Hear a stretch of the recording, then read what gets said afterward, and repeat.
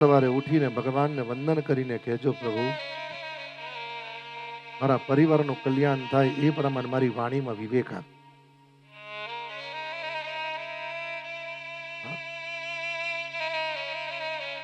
ભગવાન વ્યાસે કહ્યું, બેટા હું ક્યાં જાઉં?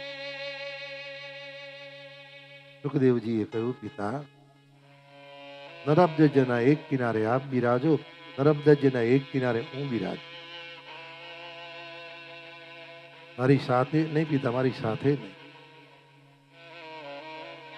અને આ કથા સમજાવે છે સાહેબ,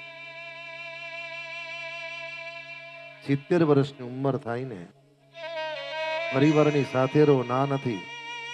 પરિવારને પ્રેમ કરો પણ હૃદયમાં ભગવાનને રાખો.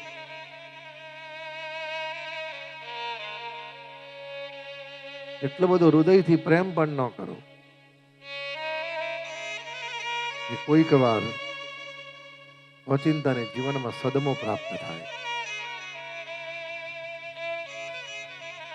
ભગવાન વ્યાસજીને કીધું, પિતા નર્મદેના એક કિનારે તમે એક કિનારે, એનું કારણ એ છે, હે પિતા મારી ચિંતા કરશો નહીં, તમે ભગવાનનું ચિંતન કરો.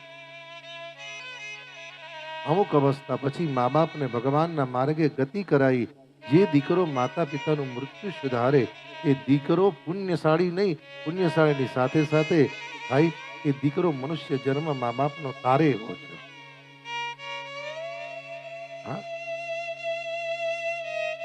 પિતા મારી ચિંતા નહીં, મારી સાથે બેસો તો મારી ચિંતા કરશો તમે. જેમ જિંદગીમાં ભયંકર તકલીફ હોય છે અને કોઈ રસ્તો મળતો નથી ને, ત્યારે મા બાપ એક જ કે બેટા ચિંતા કરીશ નહીં, અમે તારી સાથે છે. ત્યારે દીકરાને એમ લાગે હજુ કોઈક મારી સાથે છે, મને વાંધો નથી. અમુક અવસ્થા પછી દીકરાઓને વિનંતી કે માતા પિતાને કહેજો ચિંતા કરશો નહીં, મારાથી જેટલું બનશે એટલું તમારે સમર્પિત થઈને તમારું કલ્યાણ કરીશ. જે કહ્યું ને કે જે શાંતિ સંપત્તિ આપતી નથી એ શાંતિ કોઈક વાર આશ્વાસનના 2 શબ્દો આપી દે છે. હા,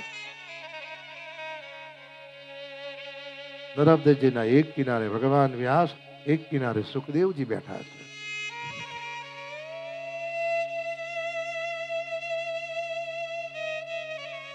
વ્યાસજીએ પૂછ્યું, બેટા મારું કલ્યાણ થશે? સાહેબ અમુક ક્ષેત્ર જીવનમાં એવું છે ને કે કોઈક વાર દીકરો પણ પિતાથી આગળ નીકળી જાય છે.